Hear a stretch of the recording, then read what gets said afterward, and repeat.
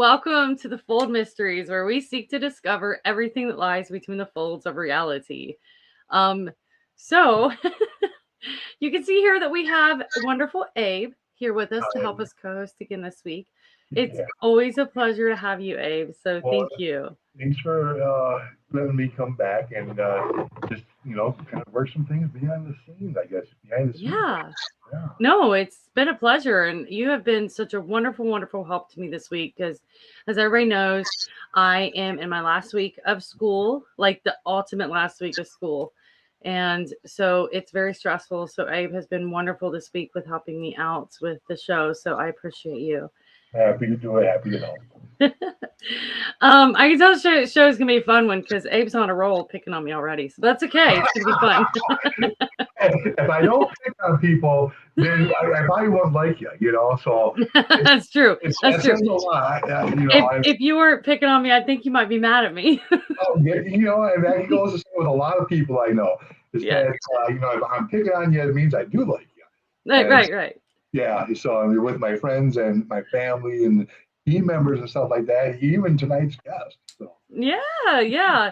So I have to say, I'm a little intimidated tonight about tonight's guest because, I really look up to him. So I'm really excited to announce Doug Hajicek. So yeah. welcome, Doug.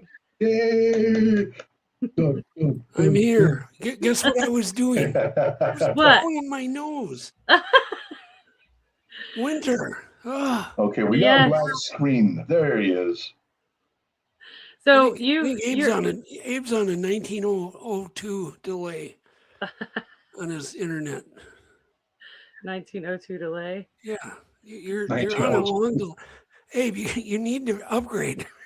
I need to upgrade. What? You need to upgrade something. You need to upgrade everything. Yeah, I suppose. So you're feeling a little under the weather. So I appreciate you coming on. No, I'm fine. It's just the last throes of a very bad flu that I came down with. And I don't know what it was, but it's the worst thing I've ever gotten, ever. Yeah. The flu was the worst I've ever gotten, for sure. Even beyond COVID, honestly. Yeah, me too. Like way worse. Yeah. So, but I'm here and I'm alive and I'll warm up here, I hope. Yes. Yeah, we hope you feel better. Yeah, but for anybody who's not familiar with Doug Hajicek, he is a successful television documentary series producer and television show creator committed to bringing daring voices and innovative ideas to the screen. He is respected as in the industry as a cutting-edge, credentialed technologist, camera systems inventor, and wildlife inventor, documenting never-before-seen behaviors in animals such as black bears, beavers, fish, and invertebrates. His team capturing the first ever footage of a free-swimming true giant squid in its natural environment. Okay, that's enough. That's enough, Gwendolyn. There's so much. Hold on. I really feel like we need to go through this if it's okay, because you have so much here that you've done. In its natural environment for the History Channel, as seen in Predators of the Deep, a 2-hour TV special. His hit series Monster Quest about cryptids is what he is best known for. Although Hajicek has created many TV series over the last 36 years, Hajicek has also created Mysterious Encounters TV series, Sasquatch Legend Meets Science, and he has now produced over 300 TV episodes and features over the last 36 years. All right, that's enough. There is so much here. But we could be here all night. Yeah, we get an hour and a half. So I agree. I've done a lot of things. It's because I'm old. It's like every time she said 36, he's like, okay. You could have just introduced me with here's a really old guy. Well, let me tell you, you do not look old in the least, but you have had a lot of adventures. That's because I've been staying out of the sun, apparently. Yeah. Something. I don't know what it is. Anyhow, even my sons go. They go, you're like Benjamin Button. That was up to your conference. Blaine sat next to me and he goes, he just stared at me and he goes, "You're like Benjamin Button." What are you talking about? I did tell him, I said, I think I gained a few pounds and filled in my wrinkles. So there you go. That's my plan as I get a little older. What you do is you gain weight and then you fill in your wrinkles. Right. Yeah, it makes sense.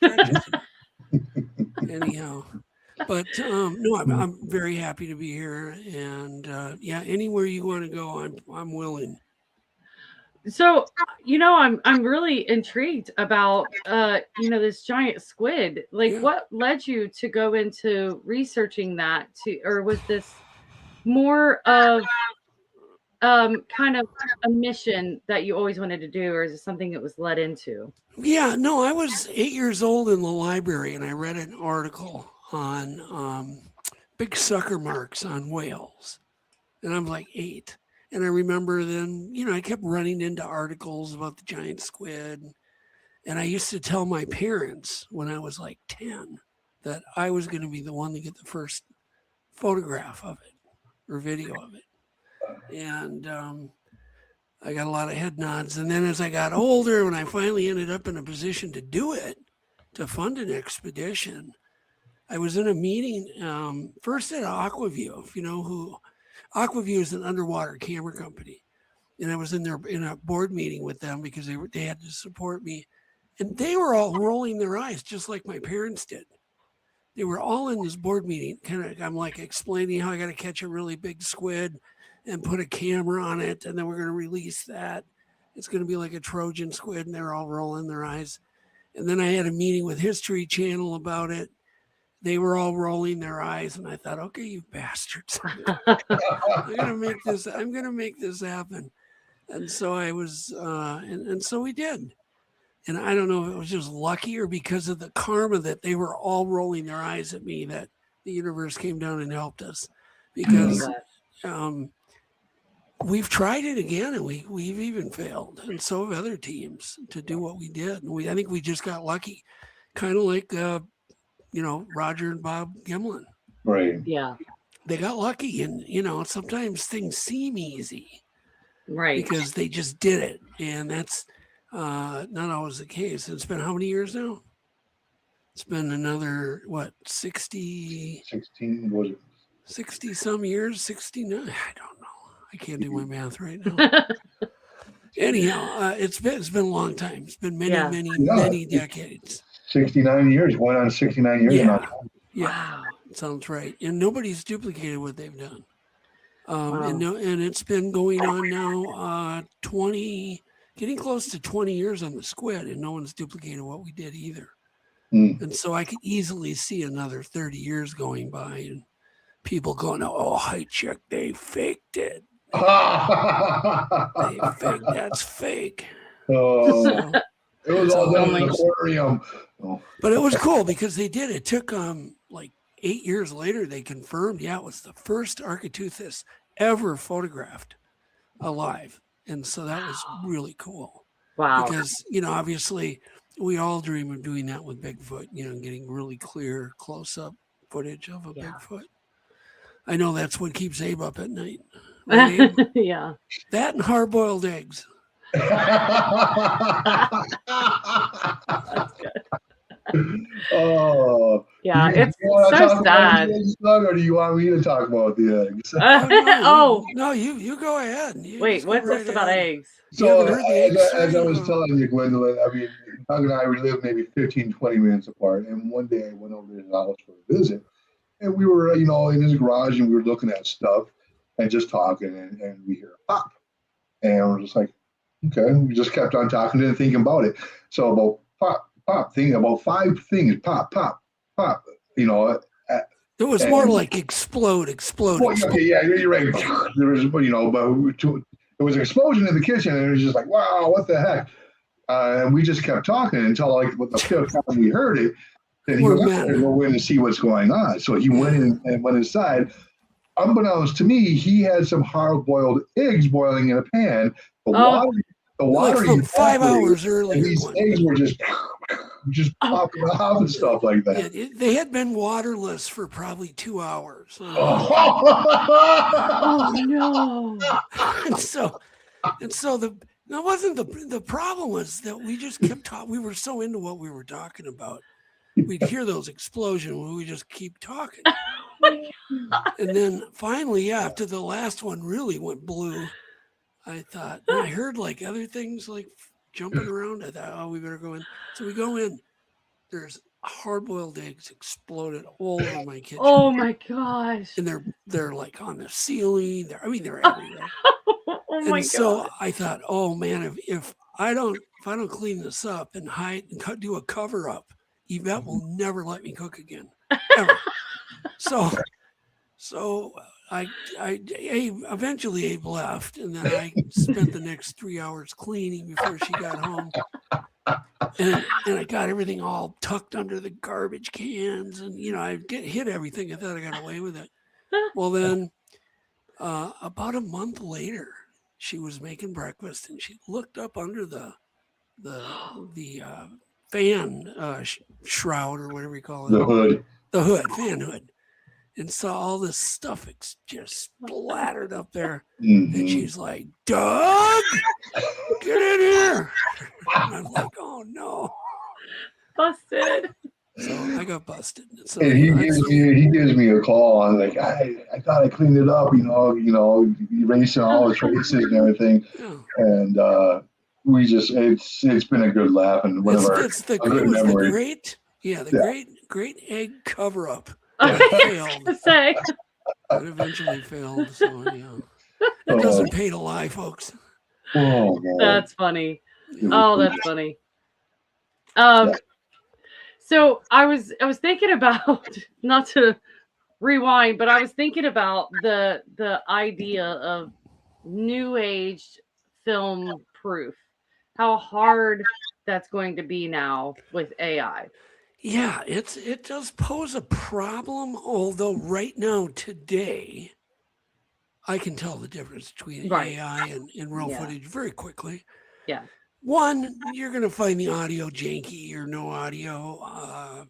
You're going to find the clips are going to be 8 seconds. There's never going to be pre-footage and after footage generally.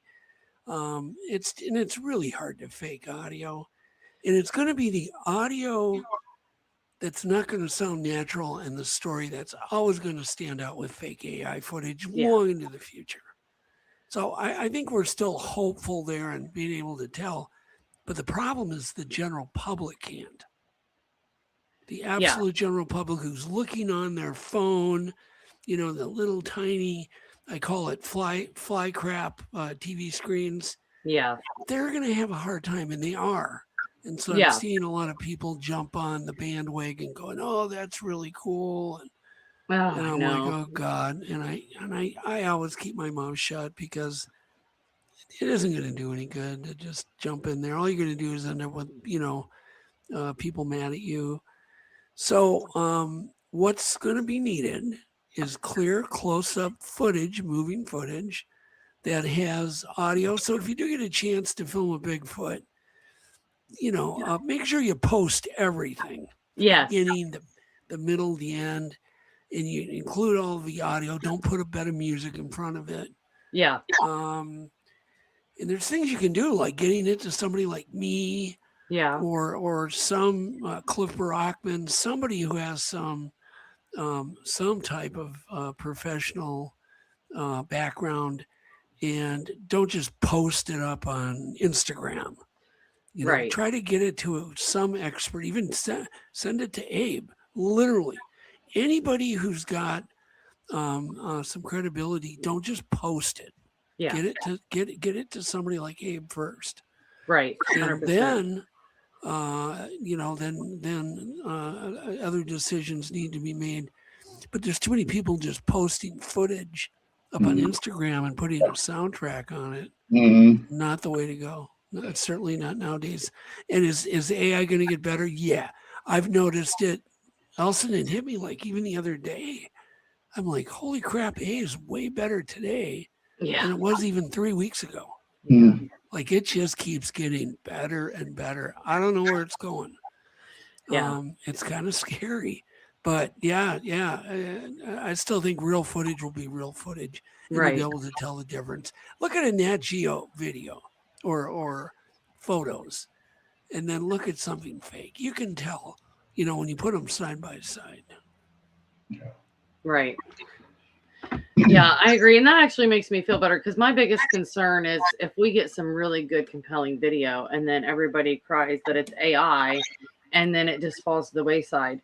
Yeah. Where it used to be if you got video footage, like that was like gold. Yeah. Yeah, I still think there's hope, and I think there's hope quite a bit into the future. Real is always going to be real.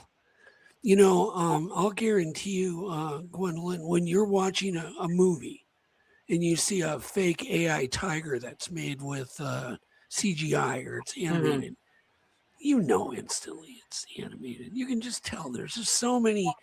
You got to think of the like the gravity markers that have to go on every individual hair. There's mathematics they apply to each hair on we even go into AI right now and do Bigfoot. It's just no way to get it perfect. Right. Because there's other factors. There's wind beyond gravity. There's all sorts of factors. Shadows. Sun and lighting and shadows. And there's a lot of giveaways. So yeah, we're good. As long as people take my advice, post it with the original sound if it's real. And if it's fake, put a soundtrack in front of it. Yeah. So there you go. That's great advice. Yeah. And like you said, get it over to somebody who can professionally analyze it. And yeah. Well, there's one more thing I'd like to do is what I do is I score footage by the red flag method. So sometimes things aren't cut and dry. You have to give things a score. If they go to my channel, Untold Radio Network, there is a video on how to determine fake footage from real footage. And it's a scoring system that you can apply to any footage. And I urge people to practice. Take the Patterson footage and score it. Because there's a whole lot of questions you got to go through and you give it a score. And it literally works every time. That's good to know. So you have also created a lot of technological equipment, a lot of technology to use in the research field. So including cooking eggs. Yeah, including cooking eggs. Yes. I've now tested the 5-hour egg cooking method. Yes. And don't do it. No. Because it failed. Right. But, yes, I've done a lot of stuff, but mainly what I do is combine technology. For instance, I literally just saw this used in a BBC film where they're underwater and they've got 2 lasers hitting a fish underwater, and I created that back in like 2009 for measuring squid. Yeah. And it's a laser measuring lens. It's just an adapter you put in front of your lens, but it's point of view in front of the lens. And those 2 lasers are, 10 inches apart exactly. Even at 100 feet, they're 10 inches apart. At 1,000 feet, they're 10 inches apart. So you aim that on a creature, and now you can measure the creature without touching it, catching it, and measuring it. But that's the kind of stuff I do all the time. I didn't invent the laser. I didn't invent the lens. I just combined how can I do this? So, okay. So I, machined up a really complex, and then had it certified by an engineer who does certifying of optical instruments to make sure, this instrument is accurate at this. And then we used it on the History Channel. But other companies now have copied me on that, which is cool to see. I mean, I didn't do it to make money. Right. I did it so you could measure alligators, crocodiles, whales. You could measure anything without having to capture it, tranquilize it, or kill it. And you can still get a very accurate measurement on it. That's really cool. That is cool. Now, when something like that comes into play, do you have to know roughly about how far the creature is to be No, able? because lasers don't change. They don't change the distance. No. Okay. Okay. So So something no, can it doesn't be. matter. That's what's Okay. so cool about it. The say you're measuring a whale. We used them in Indonesia to measure Komodo dragons as an example. Nobody wants to catch a Komodo dragon, so we used it to looking for the world's biggest Komodo dragon. Oh, wow. But the thing could be a mile away, and it's still Okay. those lasers are going to be 10 inches apart. Right. And so now you can just look at the whole footage and just carefully measure. So the depth Right or down. distance Yeah. doesn't have Oh, yeah. anything to affect it. Super accurate. We did end up filming the world's biggest crocodile in India, Oh man. over 22 feet long with that laser lens. So we used it below water, we used it above water twice, and now Wow. other research teams are using it. So it's pretty cool. Yeah, that's pretty wild. I mean, I understand the concept of it, you know, and the concept of it is so, I don't want to say simple, because to think of that, to do that is Yeah. is super intelligent. The concept seems simple, but the actual technology behind it, I think, would be the most difficult part. So the fact that you were able to put Right. that all I didn't invent anything. right, but you kind of put it all together. And if you're using it underwater, then you know you had to make it waterproof, and you had to go Yeah. through all that. So I think that was super genius. I mean, I love technology. Well, and the everything fact I that do you're is genius. I mean, that goes without saying, especially my egg cooker. That was beyond genius. I discovered a new explosive. By mistake. a new egg explosive. Explosive. Yeah, it was an explosive. Explosive. Yeah. So, but I've done that with so many industries and things, and there's a lot of things I don't talk about. I even did it with when I was very young. I was probably about 16 when I started on it. But by the time I was 18, I had it pretty well figured out and had to reverse engineer it. But that was creating a new polymer by just, once again, taking existing technology and combining things. And it was only just literally months ago I discovered a new stretchable paint that you can put on thermoplastic, very soft thermoplastic rubber. And the paint will stretch as good as the softest plastics in the world. Wow. And so you paint on it, and scientists have been trying to do this for 40 years, and I completely solved it. And not only did I solve it, you don't need any prep, any primers, any cleaning, any heat or anything. So it's really cool. So, but now I go, well, now what do I do with this? Do I just give it to Abe to disseminate? What do I? That's wild. It's a fun thing that's got huge potential. Yeah. I don't line a sweat over it. I talked to a couple of lawyers, and they're like, "Oh God, that is scary." It's like I don't know what to do. But once you patent it, then the whole world knows about it. Right. You have to give away your secret. So I don't know what to do. But I run into these kind of problems. You know, sometimes if you come up with some neat combination of something, you're not sure quite what to do with it. Right. You got to think it through. You know, you can't just go, well, I'm going to patent it. Really? What are you going to go borrow $1 million and patent it, and then you're going to be refused by the patent referee who's going to say, no, I'm sorry, or whatever, or you're going to get the patent, and then you're going to come out with a product, and now you've spent all your money patenting it, but now you have no money to build it or no money to defend it. So you just that's so true. Anyhow, I could talk about new technology all night. It's a great topic, but probably boring to people. They want to talk about Bigfoot. I find it absolutely fascinating. I mean, I actually think we could get Bigfoot with exploding eggs. Yeah, I don't know if that would work. Maybe with a smelly egg versus exploding gunshot. No, I think exploding. We just take them out with exploding eggs. Oh wow! Yeah.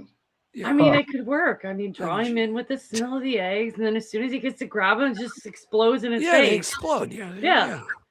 I don't It want to could be work. around for that one. He'd be pissed. I'm joking. Obviously. I have cold medicine humor today. That's okay. You know what? The fact that you're here is just amazing to me. I wouldn't be able to do it myself. I'd be like, I can't. Anything for Abe. I love that. That's awesome. Abe is awesome. I'd walk on coals for that guy. and Doug, I mean, I don't know, but Doug has really been somebody who has mentored me. I for many years, I got to watch one of his sons kind of grow up and grow into this field of research and stuff. Yeah. And he's been a friend for, like I said, many years. How many years? Oh my goodness! It's going on maybe 21, going on 21, 20 or 21 now. Yeah, keep really? going, Abe. All day. Yeah. Wow, Abe, I thought you were 21. What is the deal? Well, a little bit of weight gain says you're getting older, right? You feeling it? You're feeling the wrinkles. The one thing people don't know about Abe is he was literally probably one of the major pioneers in Bigfoot broadcasting. There was nobody doing it. Abe was. This goes way back, man. Yeah. So you were the pioneer. Well, thank you. However, I was just kind of listening to the radio shows myself at that time. Yeah. And if it wasn't for, the radio shows like Squash Detective with Steve Calls, he's been on for many years now. Yeah. Steve has too. Yeah. Yeah. But you were a pioneer, man. Thank you. I appreciate that, Doug. That's awesome. We do have a question. I want to get to it before we move too far ahead. This kind of goes back to showing the proof behind what you take video or photo wise.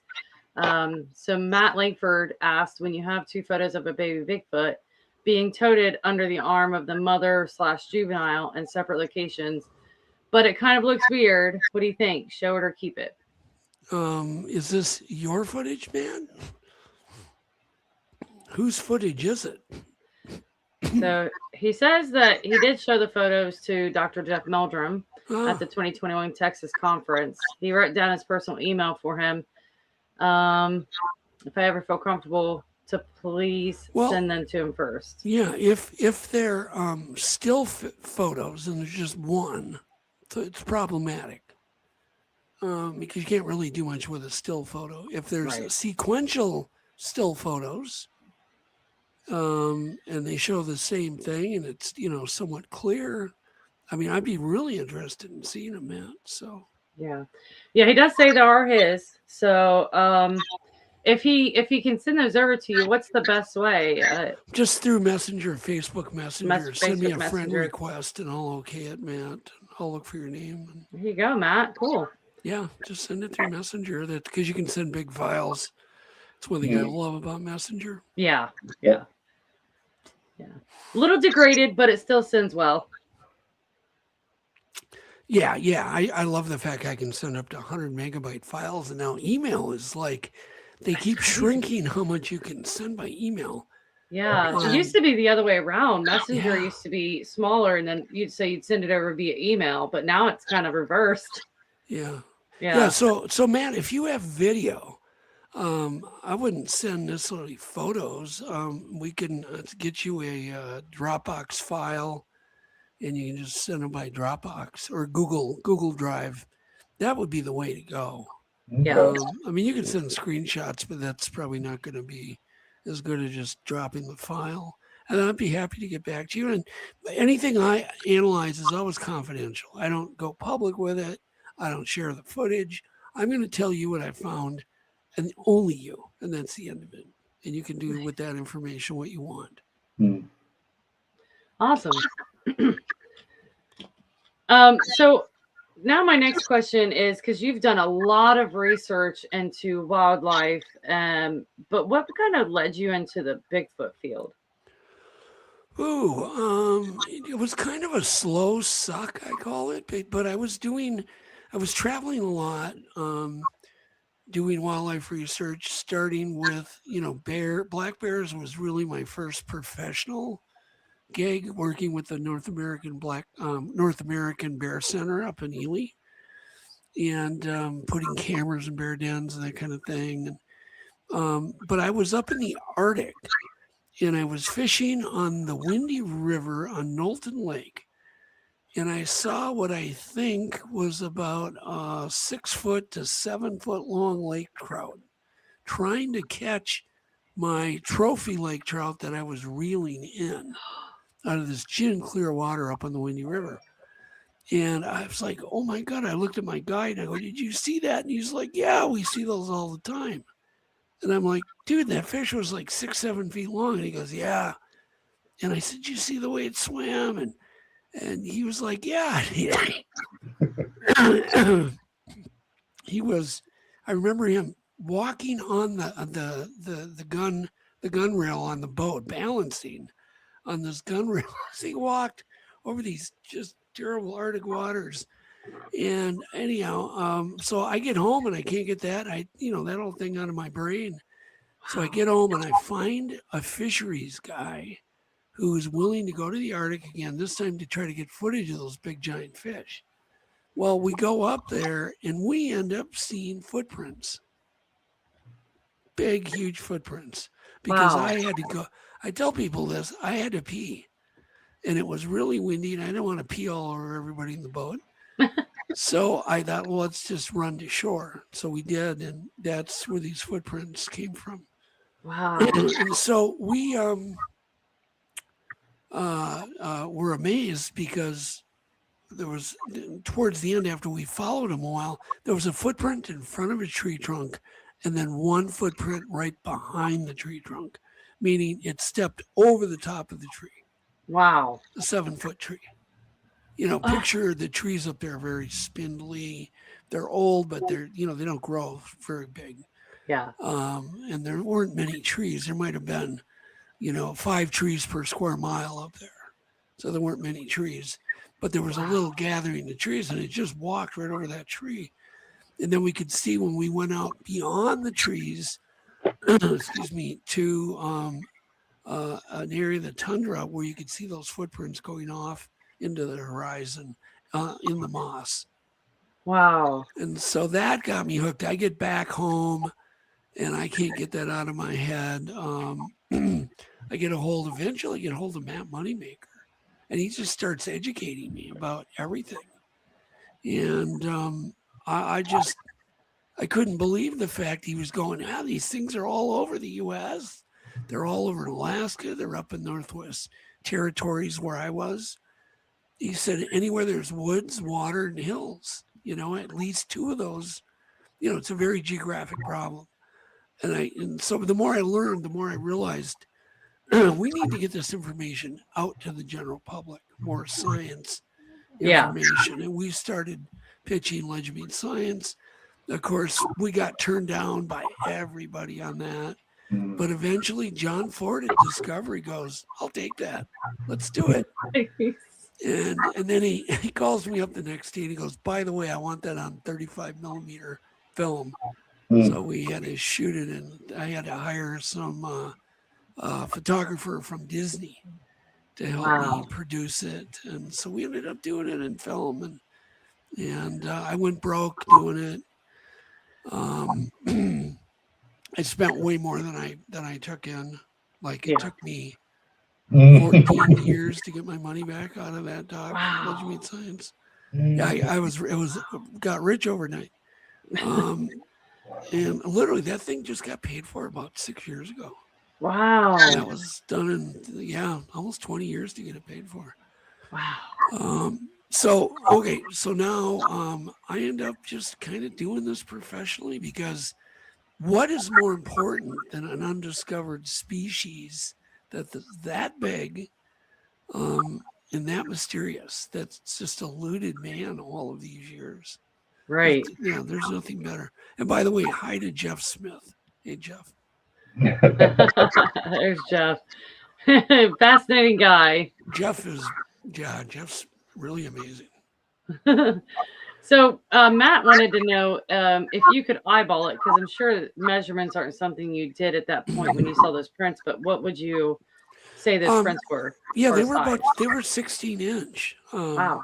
conservatively 16 inches, because actually, a footprint is never actually going to be as big as the foot, if that makes sense. A footprint is never actually as big as the Big as the foot. real foot. No, Oh, never. No, the foot is actually always bigger, because unless you bury that foot right up right. to the nail beds, You get that curvature. yeah, Yeah. So the footprint, so the actual foot could have been, up to 17. Yeah, that makes sense. Yeah, Unless you get a really good mud print. yeah, which is Right. rare. Yeah, yeah. Footprints are just so rare anyhow. It's super hard to, find. I've found so few in my life. It's not even funny. I Right. mean, it's Yeah. just been a handful, Yeah. in 40 years. I don't know how many you found, Abe, but I'll guarantee you probably have found more than I have. Well, I found I'm not the one that's just going to jump on the wagon and say, yeah, it's a Bigfoot footprint. I've seen possible impressions, yes, Right. but possibly down in Iowa, more so there than compared up to here in Minnesota. Actually, I take that back. Probably about the equal amount. So about 2 or 3 down in Iowa and maybe up here in Minnesota too.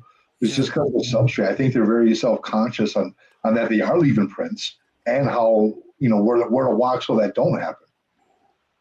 Yeah, for whatever reason, I just haven't had a ton of luck.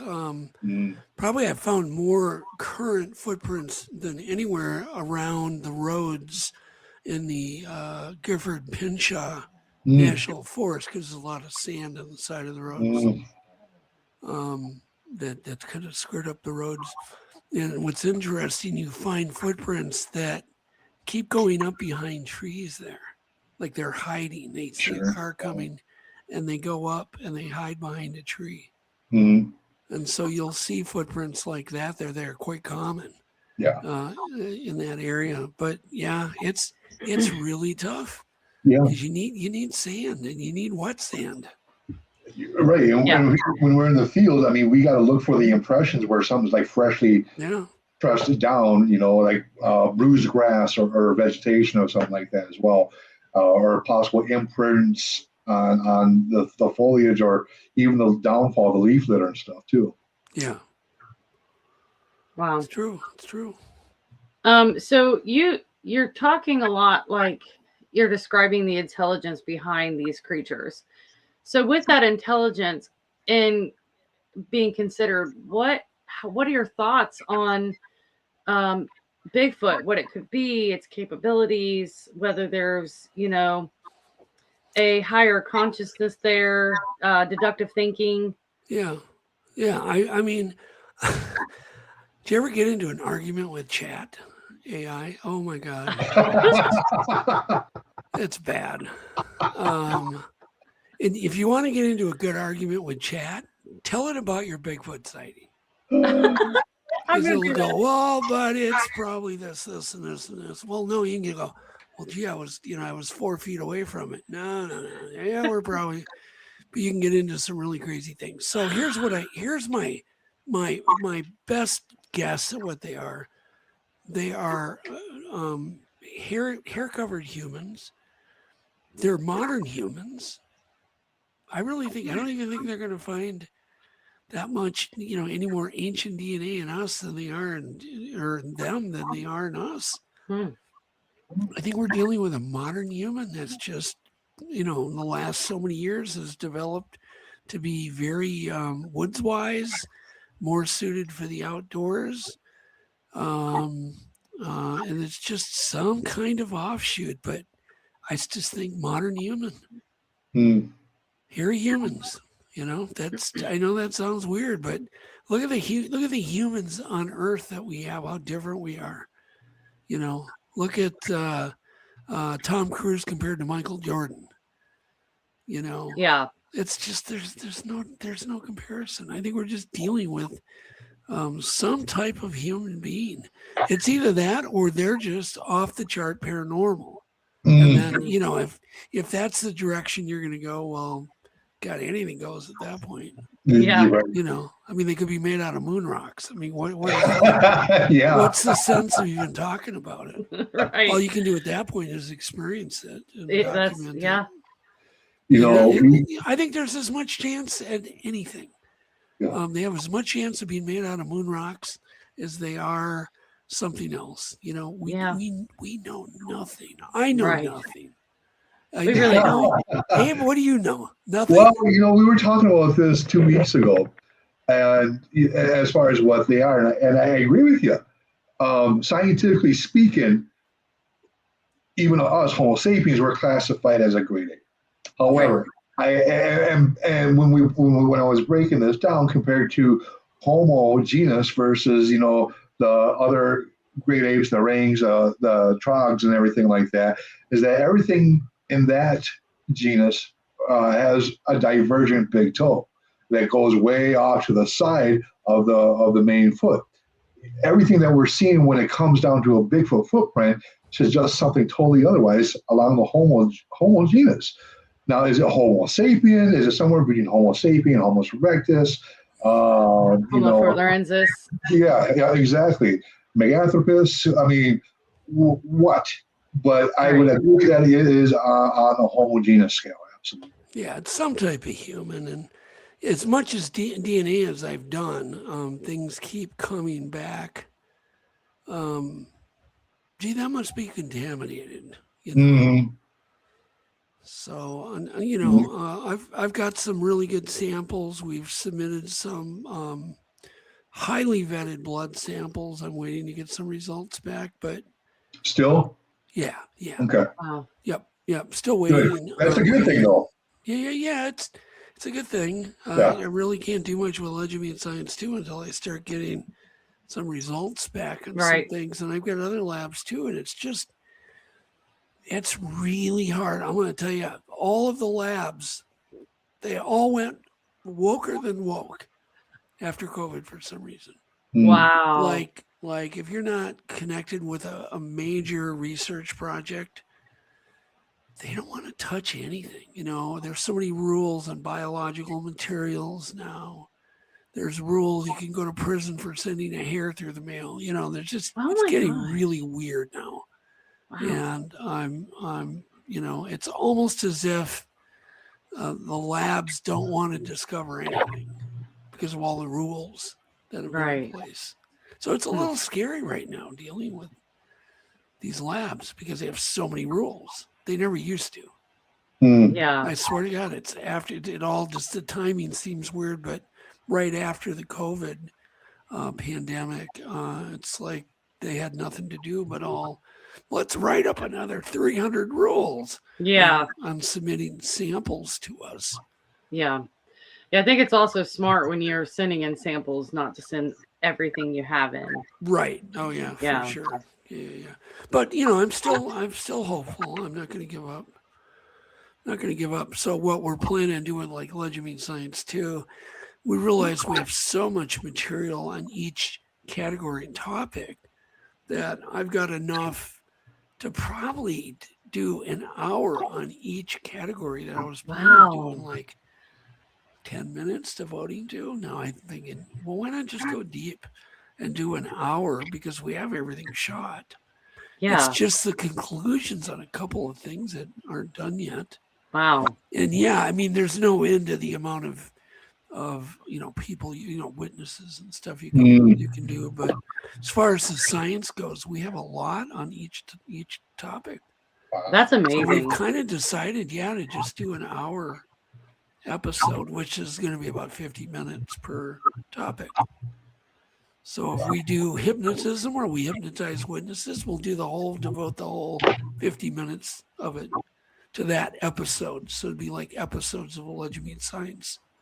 Oh, wow. So are we talking about like a series then? Basically. Yeah, series. That's awesome. And I love when the topic, what you're doing, gets into the science of it, because that's what excites me. because I feel like the science of it is where you get your real answers. Yeah, although, a lot of scientists say, well, it's all pseudoscience. That's all I can do is just go, well, what are you doing? I'm doing something. I'm trying something. It's a great starting point, if nothing else. But yeah, it's easy to throw names around and, say, oh, it's just pseudoscience. Okay, I guess, yeah. Pseudoscience conducted by scientists. Perfect. Right. Yeah. But I mean, a lot of things really kind of started as pseudoscience initially. Exactly. But the point is we really, my goal is always to start the discussion, get information out to people, let them decide whether this is something they want to, laugh at and walk away from and go, holy crap, I had no idea, and get more involved in it. Yeah. But I do think that TV has brought the whole topic, elevated it. Far more people are into it now than back when I was starting. Back when I started in this, and even when you did, Abe, there weren't many people really to listen to this stuff. Oh, I know. Our audiences were small. Yeah. Yeah. And then, it was like after everything just kind of blew up. When was the blow up, I would say? When did Finding Bigfoot come out? Because that really blew a lot of things up. Because I remember more people looking up and more people getting in the chat rooms like that. And I started MNBRT radio over 16 years ago, back in 2009, August of 2009.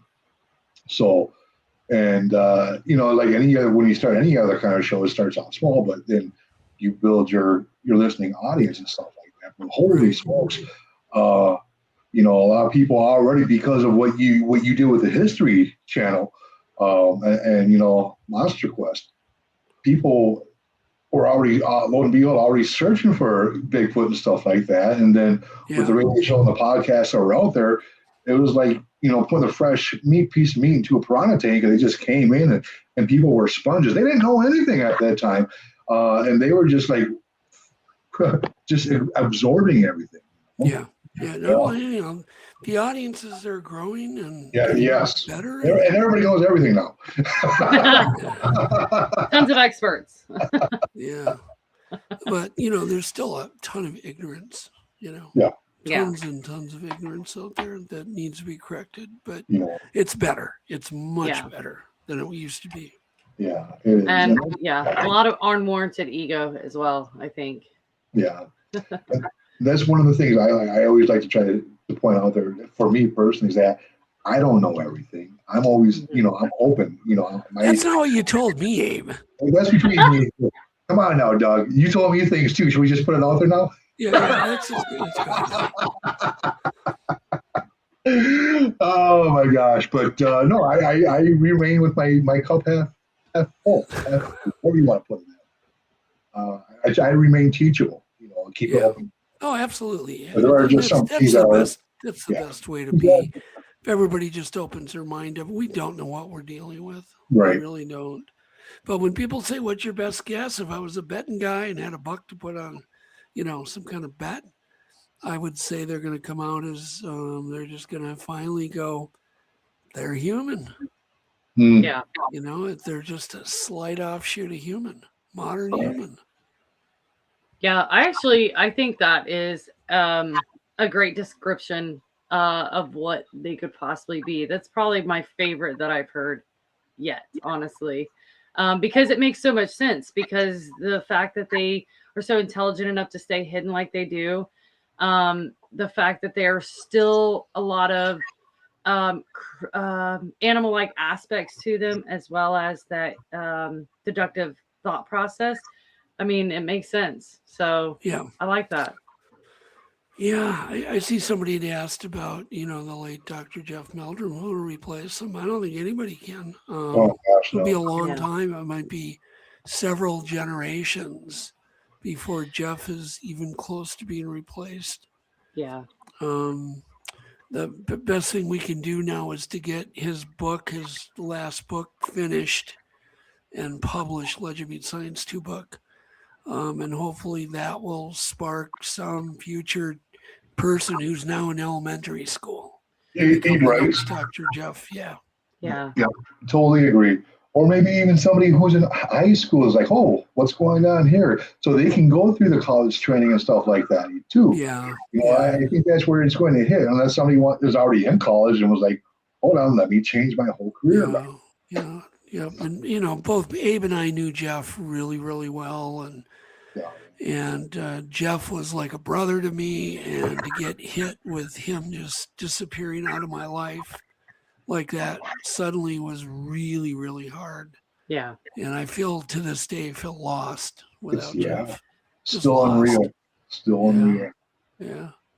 But he won't be replaced. It's going to take generations. Yeah. Man. Yeah. Absolutely.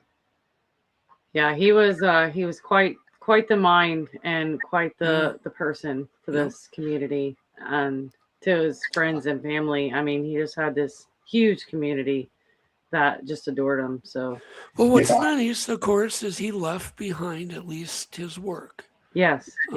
So he's not gone. He's gone, but his work is still here, and his book is still here, and you know, so he lives on. Yeah. But man, I just don't think anybody's going to. There's certainly nobody alive today that can step up. Cliff is doing the best job of anybody taking his collection and getting it available to the public and so on. So I would say, you know, the best person to curate all of Jeff's knowledge and stuff is Cliff Brockman. So. Yeah, that's because he has like all of the footprints that you know that and Jeff he's articulate. You know, Cliff is extremely articulate, and that's why I think Cliff is the best, you know, candidate. So he has all of Jeff's knowledge, and he can relay it really well. So that's who I'm backing. Yeah, absolutely, 100%. He's very articulate. Yeah, Cliff's super smart.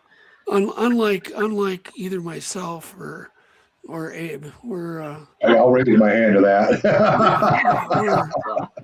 We're egg-ticulate. We're excellent at being articulate. Yeah, exactly. We're making explosives.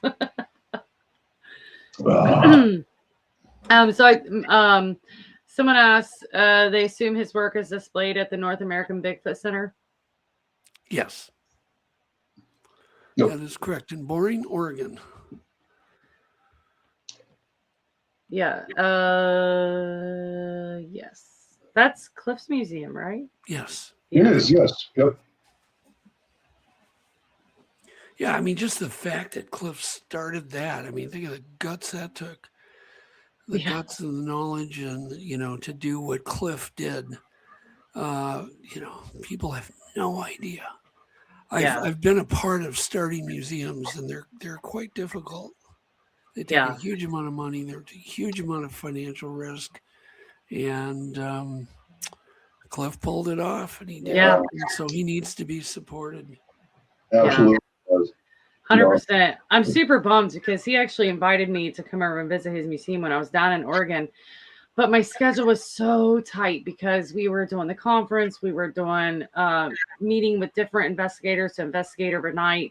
And it was like I never had time to go. And it was like 2.5 hours away from where I was. And so I never got to go. But I'm still going to help him remember his invitation to get to see this because I want to go see it eventually. Yeah, it's on my to-do list too. Yeah. I haven't seen it either because Cliff will be in Legitimate Science, and we're hoping, you know, Cliff is certainly a part of a good part of an episode. And Cliff is doing amazing field work too, and he's gathering new evidence, so that's kind of cool too. Yeah, he's not just an armchair.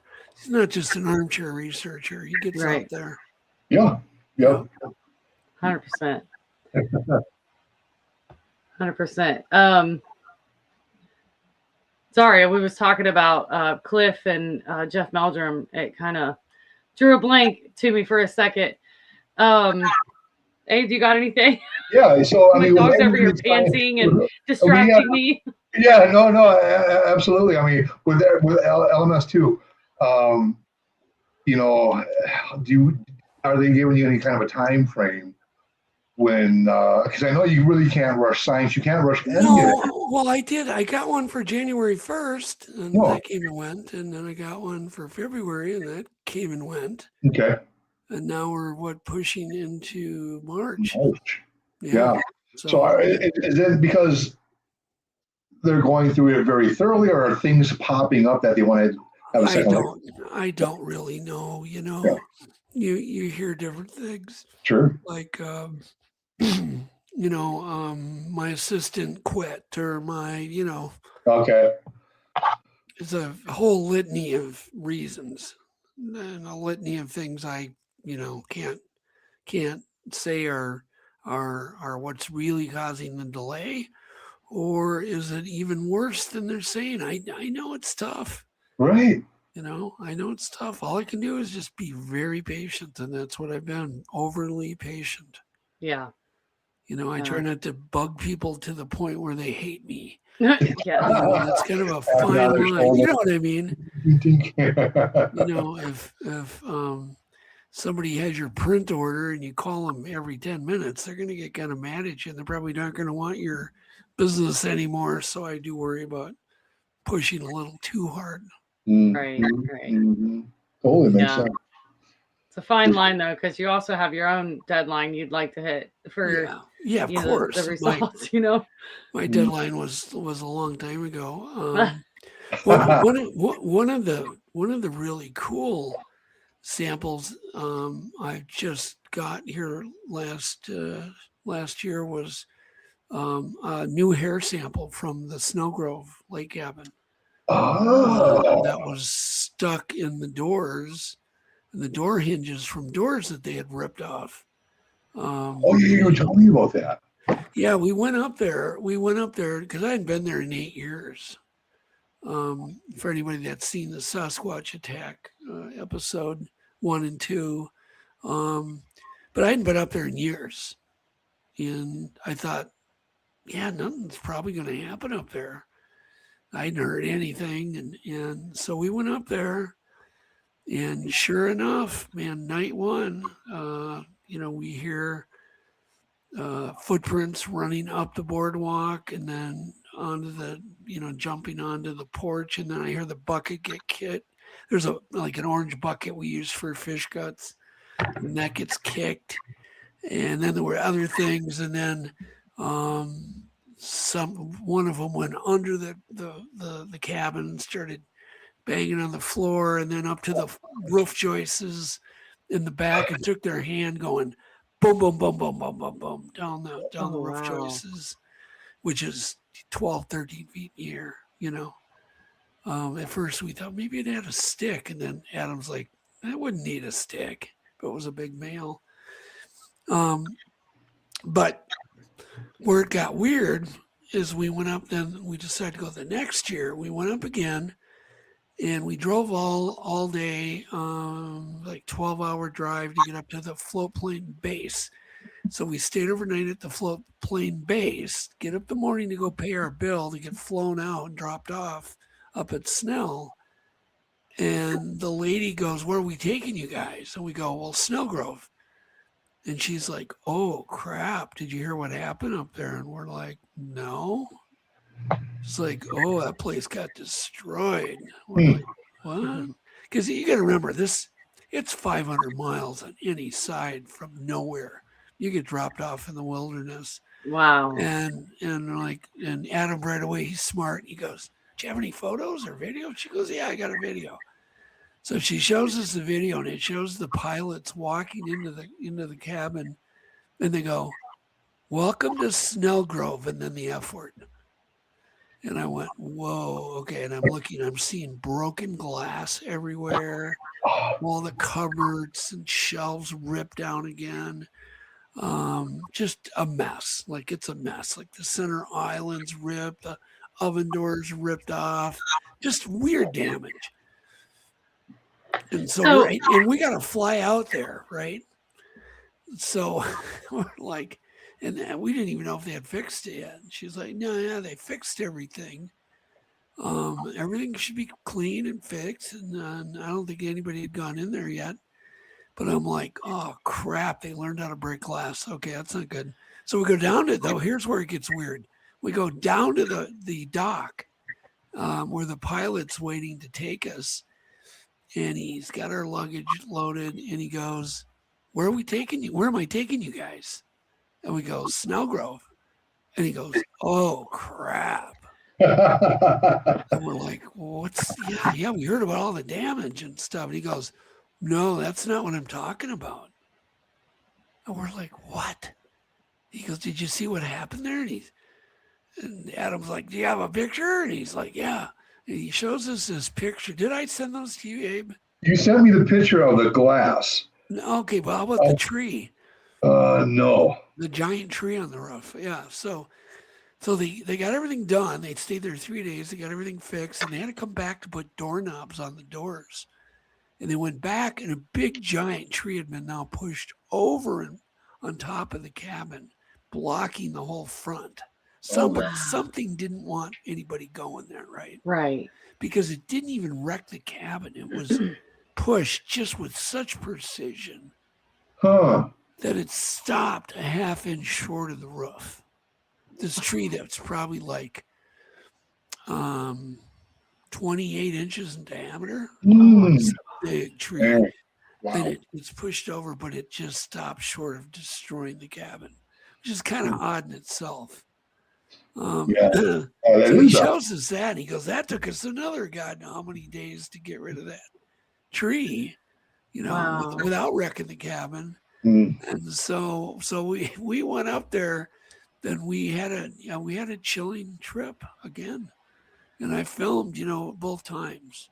And so that will be like a whole episode of just Snellgrove.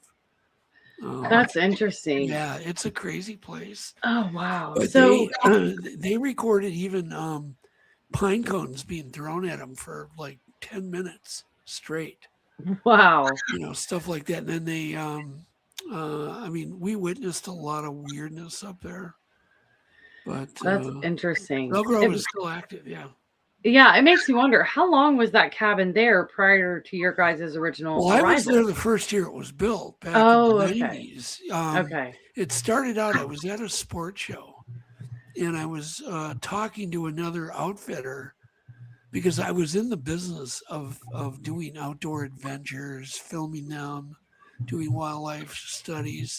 And so I'd go to sports shows. Well, this outfitter who owned the Snellgrove cabin overheard me talking to this other guy, and he goes, hey, you should come up to my place. I just built this cabin. It's solar powered in the middle of nowhere. And so I got to know him and flew up there. And that was back in like 91, 92. Yeah, it's a long time. Probably before you were born. And so I went up there and nothing happened. This was my very happy place for many, many years. And nothing happened up there until I brought my daughter Dakota, and Joe brought his daughter, and Vladimir brought his daughter up there. That's when all hell broke loose. That's interesting. Yeah, but before that, it was nothing. Yeah. It was just a place I went to go fishing. Yeah, I was kind of wondering if there was like a catalyst where it became, kind of wild. I think that's what it was. Wow. So, that's wild. Yeah. So how long after you guys were there filming did the cabin get destroyed? Did you ever figure that out? Say that one more time. Sorry, somebody's mic is going. Is that Abe? It's got to be Abe. Mute your mic. My mic? Yeah. Mute your mic. Well, I don't know what you're hearing. I hear it too. Yeah. It's really? Back, yeah. See, imagine that. Yeah, there it is. He needs headphones. Is what it is. Back again. Maybe it's mine. So I was just curious, how long after you were there did that chaos kind of break out? Do you think that that created some sort of issues? You guys bring in filming crew and doing all that while you're there and kind of Yeah. baiting them with fish guts, even? No, we weren't. We never baited them. Okay. The cabin, excuse me, the cabin got attacked while my daughter was there in the cabin, which was very, very scary for me. Yeah. And ever since that happened, they had it in for that cabin. So everything was cool. It's like somebody discovered they were there, and then they were like, "Okay, fine, you guys all know we're here. Well, we're just gonna let you keep knowing we're here." Wow. But I was, like I said, I'd gone there 30 years prior and never had any incident other than one time we heard singing coming from the shore. Interesting. It sounded like beautiful operatic human singing. And then another time, there were two businessmen I brought up there, and they claimed a big log came hurling over the forest and landed by their boat in the middle of the afternoon. And we all just chalked it up to whatever. So, but then ever since the incident with my daughter, it just never ended. Wow. It never ended. So who knows? So, Doug, correct me if I'm wrong. Legend You're means wrong. okay. Part one. There was a book that people signed in and kind of like, and wasn't there journal. a journal? Yeah, wasn't there a footprint found some years prior to even coming? Yeah. Yeah, there was a footprint found. Everybody would write in the journal, including our party. The journal's still there. And you can see every time I went up there, when I would go up there alone, I wouldn't write in the journal. But if I'd bring a bunch of guys, usually they would write in the journal. But they found a footprint. They called it 16 Triple E at the portage, because the outfitter there was a small lake that you could get to, and he put a small boat on that lake, and you'd have to, go over the portage, walk to the other boat. And that's where they found this footprint that they claimed is really big in the mud. So, wow.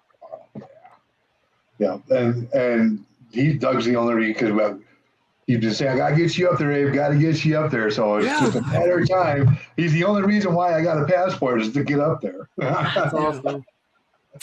Well, it will happen. Yeah. Been talking to Les Stroud wanted to go up. Yeah. So I don't know if he's still interested in going up there, but we talked about it. He seemed pretty excited to get up there. It is just a nuts place because it's in the middle of nowhere, and you're not going to get any human interference. And with technology now, I mean, you can bring like even Starlink up. Yeah. And we did that. We put out all sorts of surveillance cameras the last time we went up. And we did a really good job hiding them, decorating them with moss. And I mean, there's no way you could see them or find them. We installed them all out in the forest low, like under the moss and stuff. It's like, well, maybe they only notice the high stuff. Let's go low, try to get footage of their feet. Yeah. And so we did that. And then all of a sudden at like 10 o'clock at night, we hear click. Oh, saw like something through a rock at one of them. Then the next one, click. Wow. Something went around and threw a rock at every damn camera. Just to say, you guys are morons. And that's what happened. And then after the last rock hit, we heard talking. Come over one. Clear, crystal clear, like Native American, gibberish, or is it English? Was it along the lines of? No, it's crystal. Okay. Haven't you heard it? Gotcha. Okay. Haven't you heard it? Oh, man. You haven't heard it? I would love to hear. I wish I would have known about this. We could have played it on the show. That would have been awesome. Well, I can play it real quick. Oh, yeah. It's crystal clear. It's not like I just gotta find it. Just give me. I'm geeking out. I know, me too. I'm stoked. Yeah, it's just I don't like the way that sounds are organized on a phone. It's really tough here. Okay, hold on. I know there's a search. I know on my here. phones, my organizational skills with my phone files are Oh, lacking. here it is. Snow Grove Lake talking. So this is short, but people are saying, well, it says, and I'm going to say this, and then that's what you're going to hear, that it's saying, I want to talk with you. Wow. Right, in English. But like David Ellis says, it doesn't say anything like that. It's more of a sauce with you, or, it's not what people think. But I'll play it a couple of times here. I talk with you. I talk with you. Wow. I talk with you. I talk with you. I talk with you. I talk with you. Yeah, because that's what I told you it said. But if I wouldn't have said that, that probably isn't what you're going to hear. But it's weird. Yeah, maybe that is what it says in English. Maybe That it's sounds more mimicking like us. an It could have been. EVP. Well, everybody goes, yeah, it's quality. No, it was talking. It was standing right next to Right our there. camera with microphone. Right. Right. And to combine that with the fact that it had just thrown rocks at all the rest of the cameras, I mean, Yeah. I think that takes the whole paranormal thing out of it when you're more in like a Bigfoot heavy location. Yeah, I mean, once again, Bigfoot, whatever. I mean, it just got done throwing rocks at the cameras. Yeah. I think it's probably connected to the talking. Yeah, and like you said, it does sound more Native American. Like, yeah, we hear I talk with you, but I mean that tone and the cadence tone. sounds very Native American. Yeah, it does. Yeah, So like a big Native American male. Yeah. How far would that be Cherokee and the Ojibwe way up and on? Ojibwe, yeah, Ojibwe. Yeah, okay. yeah. I got a team member that's Ojibwe. Yeah, and then there's the Dene, which are a little bit farther north and west. The Dene Indians. Right. But yeah, either way, there are natives. Yes. But there was no native around the cabin in the middle. Right. It's just right. You cannot walk in those forests. I have Scott Nelson have an opportunity to hear it. Yeah. I have not contacted Scott. I would love Scott to listen to it. Actually, but Scott kind of makes it clear. He's only interested in the Moran. Right. Well, he's not that. I'm not sure that's 100% true because I know he was taking other audio clips as well. But yeah, he has a lot of it. It has to do pretending to the Moran audio and stuff like that. Yeah. Well, we don't need to wonder whether there's vowels being used and phonemes. They're definitely there. Right. I don't know what he could do with it, but right. I'm kind of curious. Have you ever taken it and tried to compare what it said to some Native American languages? No. And see if maybe there's something there. No, that would be interesting. I know. I've thought about it, but yes. Yeah. Wow. It's just one of those things that's why Snow Grove is so magical. Things like this happen up there. And there's definitely something out in the woods. We just do not know what it is. Oh yeah, 100%. No, okay, I got to read this. It says, yeah, that's what I was doing too. That's interesting about the rocks being thrown at the camera. Shane Corson of the Olympic Project was on Cliff Brockman's Bobo's podcast just this week and mentioned they have similar things happening to their long duration audio record. Yeah. No, I've experienced that all over with audio recorders. They'll throw a rock at them. Yeah. I don't know why. Because we would put dead cats, the dead cat, the thing microphone that cut down cover. on the wind noise. Yeah.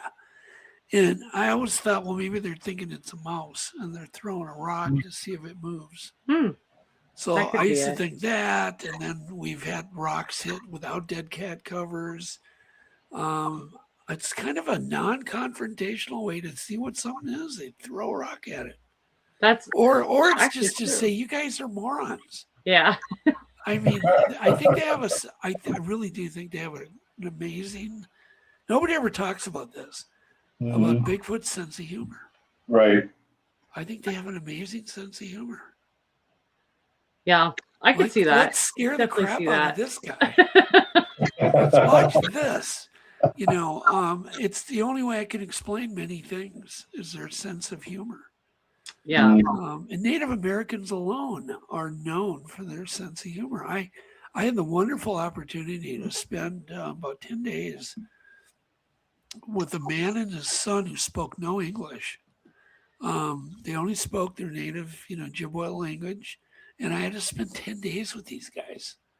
Wow. Now, they didn't know one word of English, and I didn't know one word of their language. That's rough. I've never laughed so hard in 10 days. We just laughed. We had fun. The whole 10 days was nothing but laughter and fun. Right. It reminds me of that movie with the 13th Warrior with Antonio Banderas. I've not seen that. I've not either. Okay. But now it's on my list. I'm going to write it down, 13th Warrior. I do think that I know that animals can see IR because I've tested it with my own animals. I mean, when I click the IR on, they immediately turn their head towards the source. Okay. So I know that animals can see IR, and I'm not comparing Bigfoot to animals necessarily, but to be able to, be kind of nocturnal, you'd think they'd be able to see maybe IR. But I was wondering if maybe they can smell like the plastic in our devices when we're hiding them out in the woods. Sure. And I also have very, very, very good hearing. And when some electronics kick on, I can hear it. It's like this high pitch. You could hear it kick on. And it makes me think maybe they're able to hear these electronic devices kicking on and off. It's probably everything. It's probably all of the above. Yeah. I will say those cameras that we had the rocks thrown at did have Vex cloth installed on them. Oh, okay. And they were putting off 0 EMF. So that wasn't their giveaway. Right. So I don't know what it was. I'm going to hold on here. I've got to hit my cough button. Okay. Oh, okay. I'll be right back. Just give me a Well, moment. and I've heard of things in the past with people who have been using like home surveillance, and especially when it has the red IR LED, it's like they're throwing at that and trying to knock that out of it because they can see in that spectrum almost. Yeah. Yeah. Yeah, because I mean, it adds it's a different light wave, and absolutely. they are probably able to see in that light wave and see where that light wave is coming from. And to them, well, so Darlene, I mean, if IR could be an eyesore, which makes me think about how would they be able to handle daylight then if they can't handle IR, or is it IR that's just an annoyance to their vision compared to daylight? I mean, there's so many different spectrums of light, and is it the IR spectrum or wavelength that's really annoying to them? I don't know. I don't know. Maybe it's just the connectivity that we are the source of the IR. They've watched us. Yeah. Right. I mean, that's not natural. So then something that's not natural to us immediately becomes fearful in a lot of times. Sure. Makes sense. So this unnatural light source at night that's not typical, then it's kind of fearful or aggravating in a way. Yeah. I'm back. Sorry. Hey, no worries. I was listening, and I love the way you thought. Oh, annoying. Yeah, they could. We don't know what annoys them. Right. But here's the beauty of their eyes. I believe. Picture modern humans, but picture them without all of the filters that we have. We have filters that filter out UV light, filter out IR light. And I don't believe they have any of those filters, either for IR or UV. So UV light would allow them, they would be able to see urine. Urine would glow to them in the moonlight. Interesting. Plant and fruit content, the protein content would be brighter. They would notice, this blueberry has got more protein than this blueberry. I'll leave that one alone till tomorrow, and I'll eat this one today, right? This one needs another 2 days. That's genius. Yeah. Yeah, and so UV vision would allow them to really have a handle on what to eat, not what to eat, and it would help them hunt. Why modern humans like us, don't have those? I don't know. It'd probably be irritating. Well, it would be annoying to us Right. because you'd go into your bathroom and you would see glows, especially in Abe's bathroom. You would see patches glowing everywhere, right? So that would be annoying. Yes. Oh my gosh, that's great. That's amazing. I can neither confirm nor deny that. Yeah, right.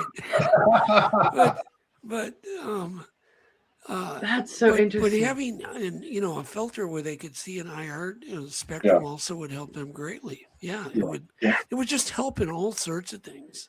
When you were a speaker at the conference and you had a great presentation on the UV and everything.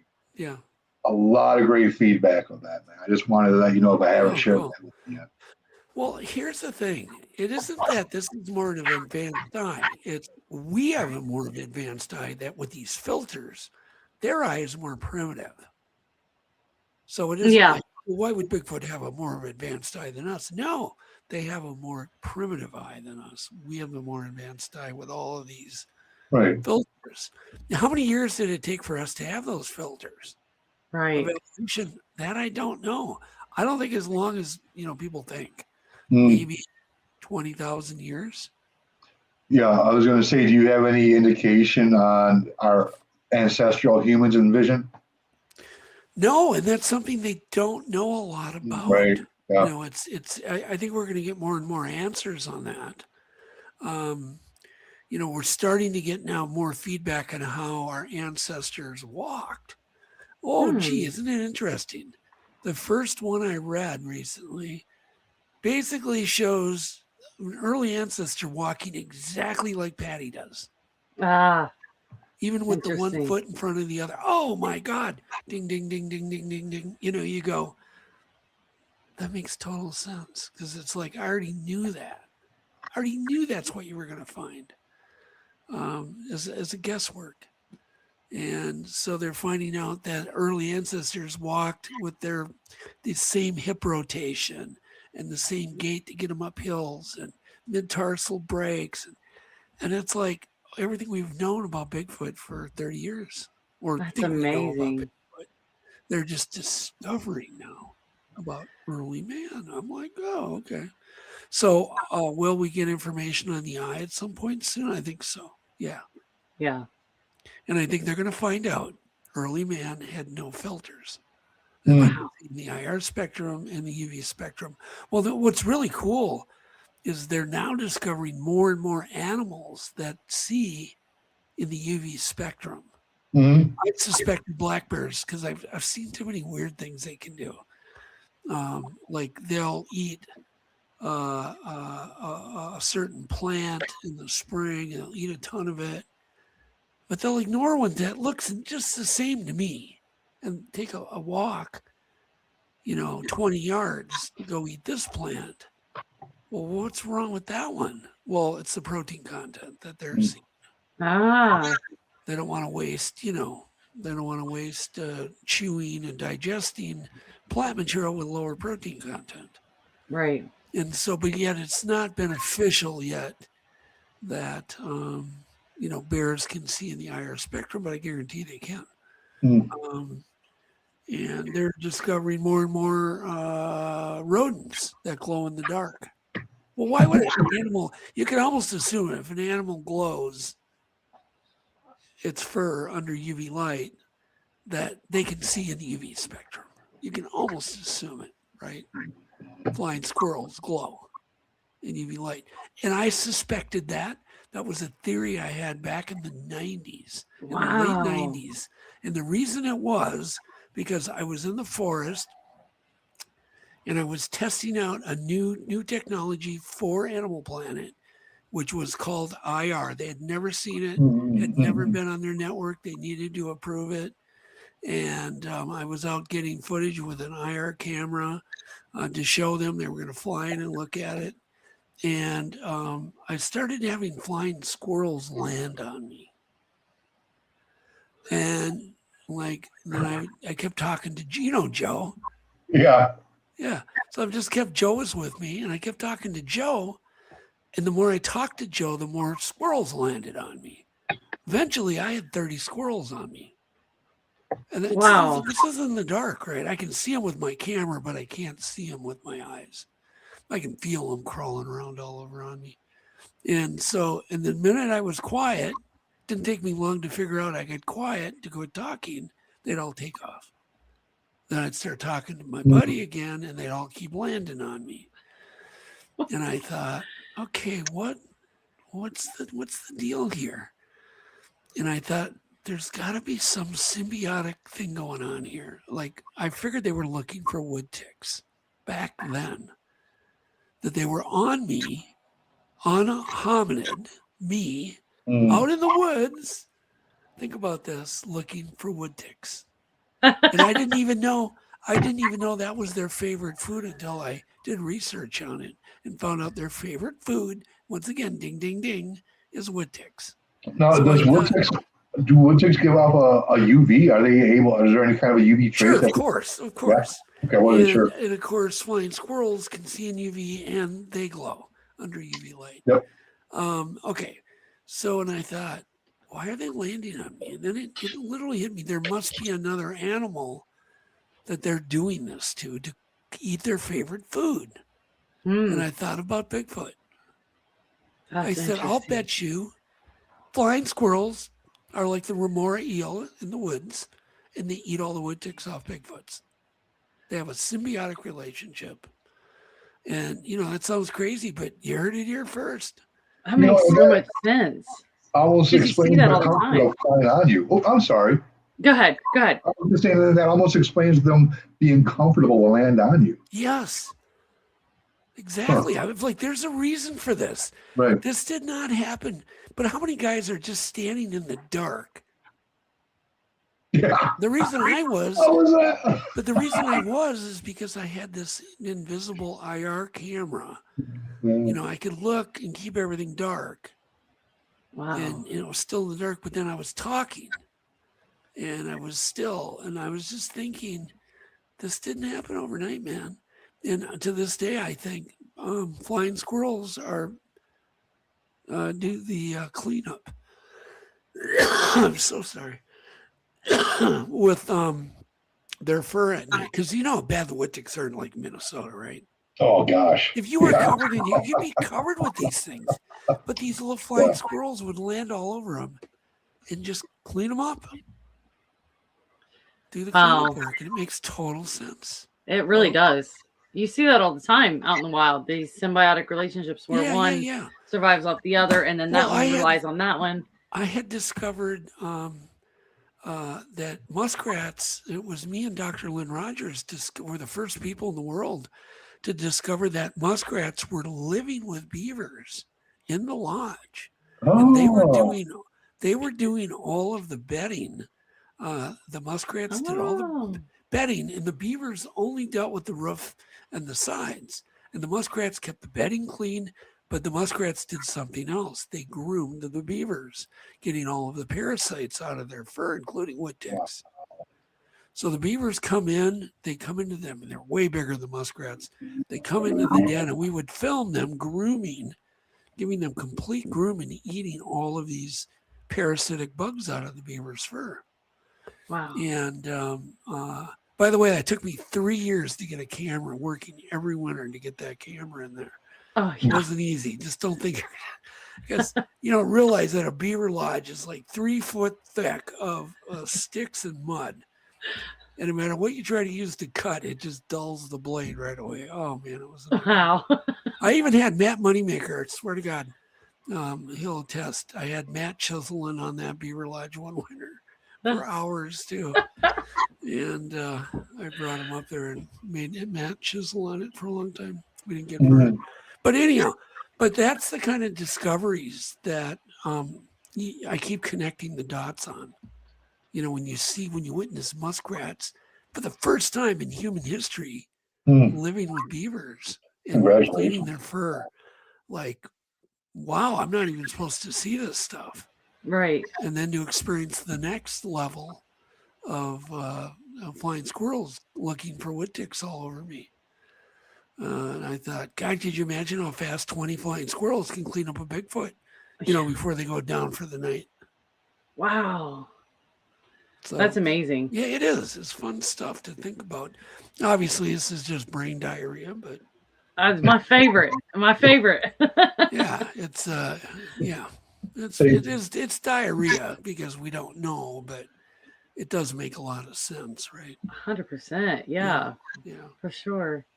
There was a question out of the chat room.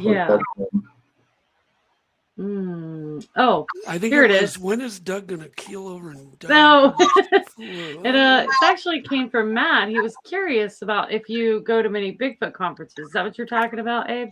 Yep.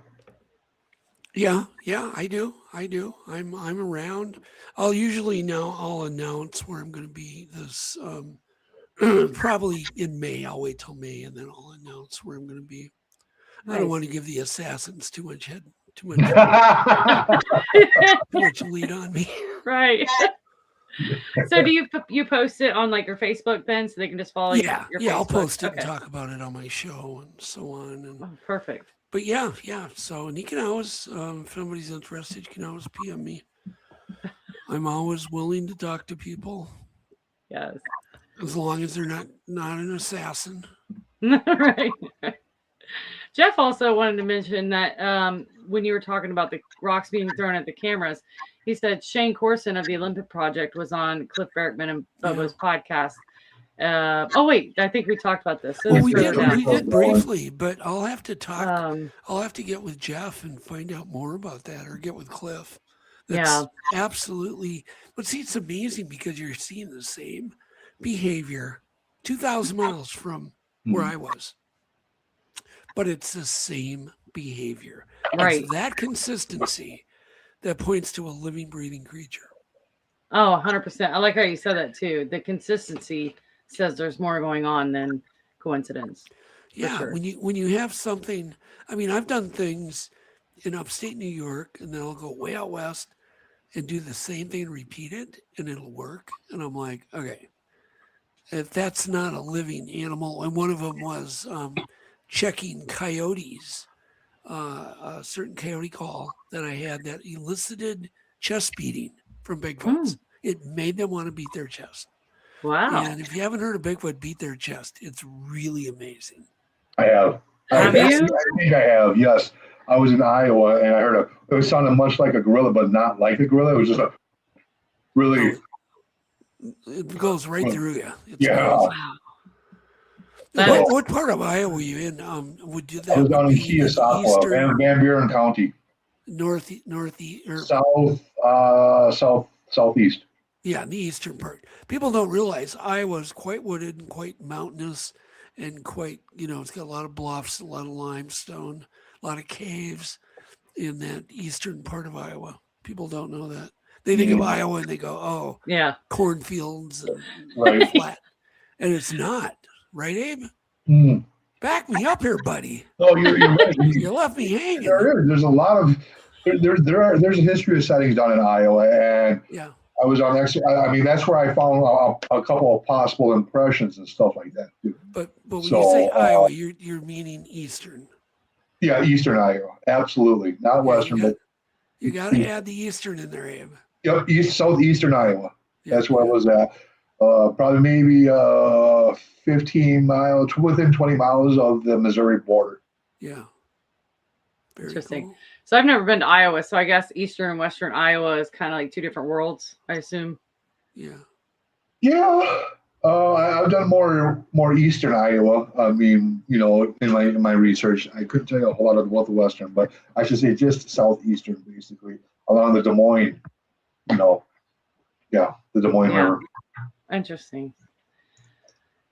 So I did want to mention the comment that this is actually the comment I was looking for earlier. Cliff Berkman made a great point. If a television is on and the volume is muted and we could be in another room, we still know that the television is turned on. this species is hypersensitive. I can say that along the same lines of that, if you have your eyes closed and somebody enters a room, you can feel kind of like the density change in the room, that sort of extra perception. It's like your ESP, extrasensory. A blind person uses these extra sensories and stuff like that. So they can definitely know when somebody or something enters a room too. Right. Yeah. I think it's something along those lines. Yeah. But I'm just kind of curious, Doug, now that you're back, I guess the big question that everybody's wondering, all the research you've done, all the experiences you've had, have you actually seen what you would call a Bigfoot? Oh, God, yes. Heck yes. Always caught off guard. First time me and Yvette were driving south on 169.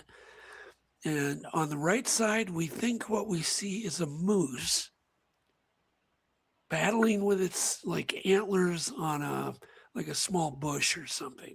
We see antlers going back and forth. But as we get closer, we realize those aren't antlers, those are arms. And we're witnessing a Bigfoot standing alongside the road, lit up in my headlights of my car on high beam, and it is drying off. And I end up within 3 feet of it, 4 feet of it. Wow. As it's moving, it's not just still. I mean, you can see the hair, the long hair under the arms hanging down, and we were both really caught off guard. But you could see its spine, because when my very high intensity headlights hit the hair, I mean, the headlight just pierced. You could see just so much detail of its body and its fingers. We could see its fingers, fingernails.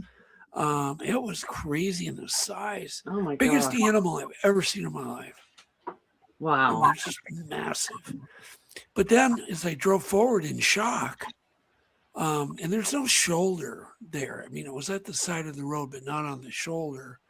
I pulled over as soon as I could, and then looked at the GPS map to try to, figure out where I was so I could come back here.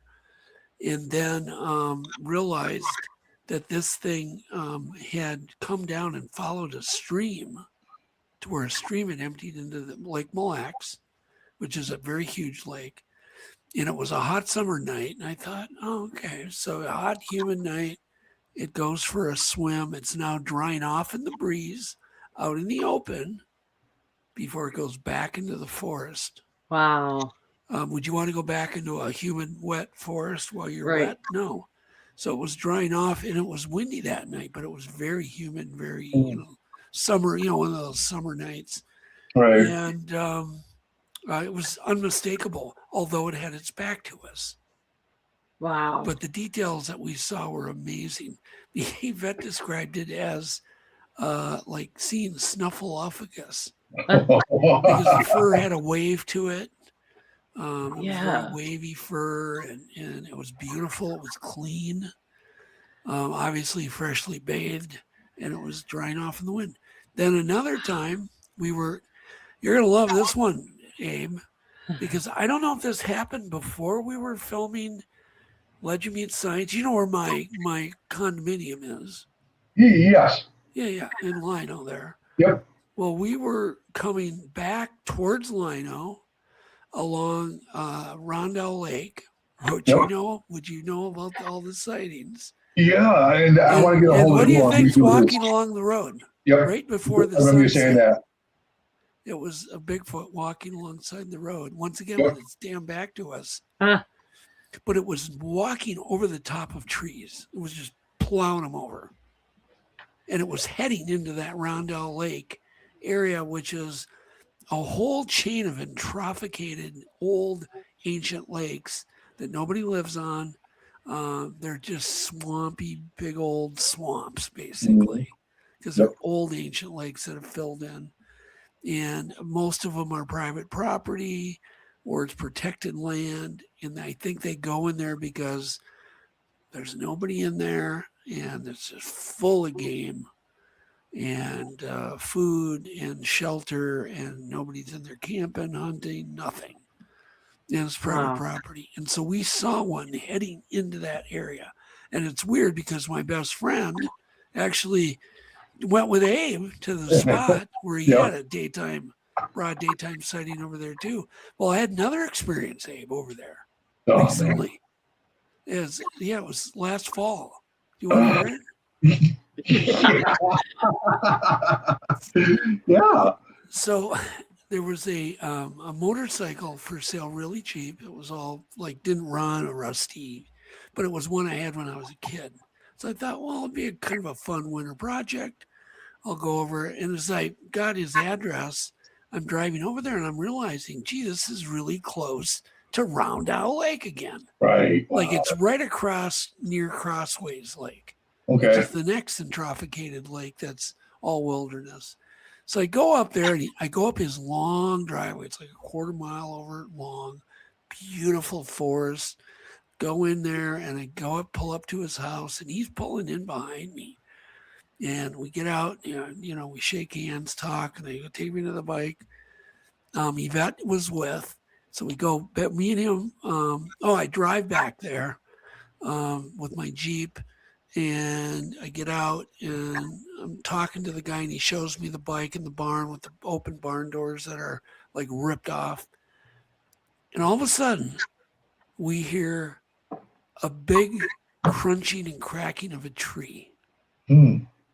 Like a bull elephant is trying to push a tree down. I'm hearing, and then it stops and gets a little more each time.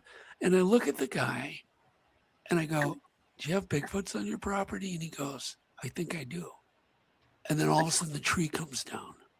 Kaboom.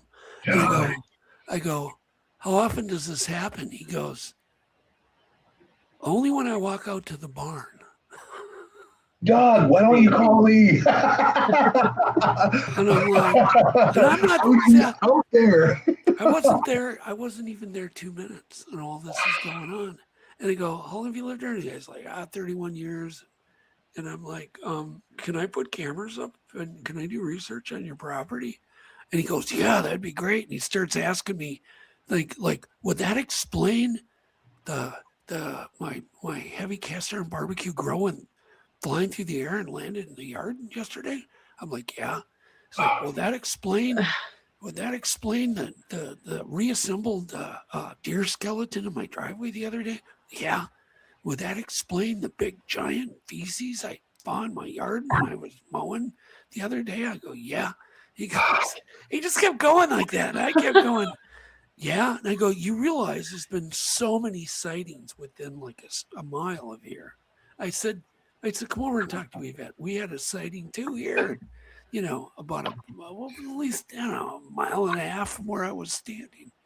So I was telling about Joe's sighting, other people's sightings. Look at him. Look at him. He's like. So I know. I mean, because there's your two, there's Joe's, there's this another guy's, there's the one that's on the BFRO, and then up north. I mean, so I've been investigating. Oh, there's more. There's more. I mean, there is more. I haven't released them. This is a corridor area that we've come to find. Oh, and yeah, because it's a whole chain of entrophicated lakes along the freeway that have been ignored, just ignored. Wow. And these things, they have a straight beeline to the St. Croix River. So they can punch in there, and there's so much game in there. And these lakes are there's wilderness. I heard the university found 4 plants in there that are extinct everywhere else. Whoa. Yeah, that's how we're talking like ancient plants that they haven't seen before. So it's a very magical area. And me and Abe, I don't know. Once again, it was kind of weird. So we were there late at night one night, right, filming. Mm-hmm. Do you remember that? Yeah, for the Legend Me Science too. Yeah. And we laugh about it, but it really happened. So we were hearing I don't know, was it 1 a.m. or something like that? Yeah, I Something think like so. 1 a.m. And behind this building, or I guess not in front, kitty corner, it goes to some woods, and then it's just all wilderness. And we hear whistling. It was weird. We hear whistling. So I say, Abe, I don't know how to whistle. Do you? And he's like, yeah. So whistle back. Yeah. So he whistles back and we get a response. Yeah. But it was more of a mimicky kind of whistle every time we Yeah, did. right. Yeah, I don't remember. I don't know if we came to the brush it off as a bird, because I mean, what else could do anything like that? It sounded like I've never heard of a bird mimicking you. Exactly right. But with the history near there, Right. I've heard wood knocks right there, right when I'm walking out of my workshop. Wow. I hear wood knocks and I hear coyote packs and going off. And so I know that's a decent area. But it was weird because that exchange lasted quite a while. We did that. Oh, gosh. I mean, we got bored finally. That's so cool. and Gwen's like, she wants to come up. She wants to, go come to Minnesota and go on the field with us sometime. So I am thinking like, okay, this spot, there's this spot, there's this spot. We'll go over to Doug's. We'll have a cookout. Well, you drive all the way up to Grand Rapids when I get most of the activities south of you.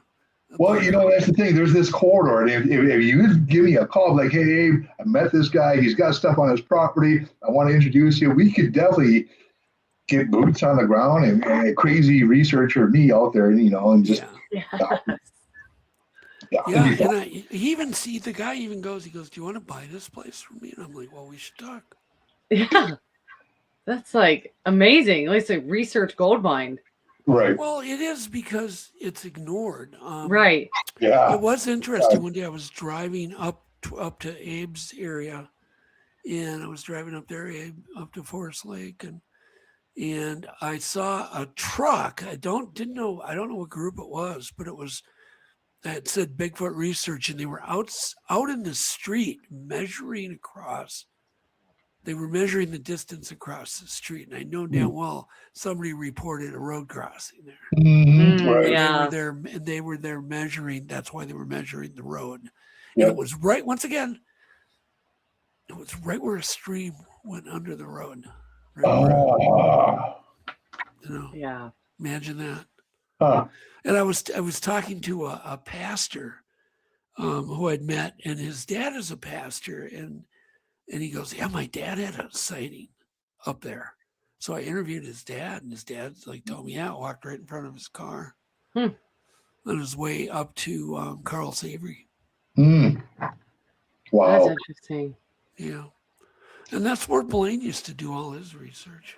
Man, that's like an area I would love to go at some point. That's so cool. Well, what part of the world do you live in? I'm out in Ohio. Ohio. Okay. Yeah. Well, it's so much like Minnesota there. It's not funny. Yeah. It really is. I mean, Minnesota and Ohio are almost, like you brothers and sisters, basically. Yeah. Sister states. Yeah. Really Right. are. I love Ohio. Yeah. I mean, there's a lot of sightings that happen here in Ohio as well. Yeah. There are. Yeah. They're everywhere. It's a geographic problem. Yeah. It's not a demographic problem. It's a geographic problem. Anywhere there's woods, water, and hills, two of those, you're going to have sightings. Yep. Exactly. Yep. And that's why it's so universal, because there's so many areas of the country you have woods, water, or hills, or all three. You don't have them in like downtown Las Vegas. The sightings are very geographic specific. And I love the fact you can go even into arid areas, but the only sightings are along the rivers, where you have the water. Yeah. The river map and the sighting map are they line up exactly. If you haven't done that, Abe, print out a river map of the U.S. and then print out a sighting map of overlay it. And overlay them. It's exact. It's nuts. Well, you know what they say in Boggy Creek? They always follow the creek. Yeah. I didn't know that, but I believe I know you did. I didn't know that. I didn't. I haven't seen that movie in so many years. Oh my gosh. Okay. All right. It's been. Wow. I bet you I haven't seen that movie since I saw it in the drive-in back in the 70s. Oh wow. Wow, yeah, it's an old one, but it's a cool one. It's just it's a It's like really Abe. It's old but good. Abe. Did you see it when it first came out? I did, unfortunately. I'm just kidding. That's not Oh my God! I used to like you. No. I had to turn about fair You play and know, all. it's because I actually had Lyle Blackburn as a speaker for the Minnesota Maple Conference at the last conference that Dr. It was in 2024, the last conference I had with Dr. Mel showing up too. Yeah. He was talking about the legend of Boggy Creek and the Boggy Creek Monster and stuff. Yeah. Yeah. Very Lyle cool. is Boggy Creek. Yeah. 100%. I don't want to cut this too short. I just want to say that you have been wonderful, and you are so full of knowledge and abilities with all of your research techniques and your technology that I know you don't want to say create, but that you combined to create very unique research tools. So I think that, for us to be able to get you on here, I just feel very privileged for you to come on the show. And I appreciate it very much. And I think that everybody would definitely benefit from definitely watching Untold Radio Network, listening to it rather. And I will be following your work. I'd love to come to a conference, meet you in person, and pick your brain even more. And Sounds good. Sounds yeah. good. Well, I appreciate all the kind words, and they ain't necessary. I'm just glad I can contribute a tiny bit, and I'm looking forward to. I'm not done. Yeah. Right. Hopefully there'll be a little bit more I can contribute with Legend Meet Science too, and Yes. we'll just kind of see what happens. But I am looking forward to summer. Oh my goodness. Yes. Yeah. Summer 100%. is it's been the longest winter ever. Oh my God. Yes. Yeah, it feels like it for sure. Yeah. We're all getting cabin fever. Yeah, I'm bouncing off the walls. Yeah. So, but thank you so much for inviting me, and thanks, Abe. It's always a good time. We always have a lot of laughs. We do, my friend. And just to piggyback off of Gwen here, thank you for all that you have contributed to the Bigfoot community, and how you think outside the box, connect the dots, and share those, your idea with the Sebum collection plate. Inspire that I still got that one out in the field, and I'm going to go back in a few weeks and hopefully see what's going on with that. So I just left it out there, left it alone, and see what becomes of that. If anything comes of it, it's going to you. So thank you for bouncing things off and letting me bounce things off of you, and we'll have to get together pretty soon. Yep, we will. We'll do that. But thanks, everybody. Good night. Good night, guys. I'll let you guys wrap up your own wrap, and I'm not cooking anymore. Good night. No eggs were harmed in the filming of this episode. Right. Thank So you, Doug. definitely, thank you so much, Doug. And I could just pick his brain for hours and hours and hours. I am sorry that I'm so in brain dead mode. It's just been a lot this week, but thank you everybody for all your awesome comments, your questions, and we'll see you next week. So bye.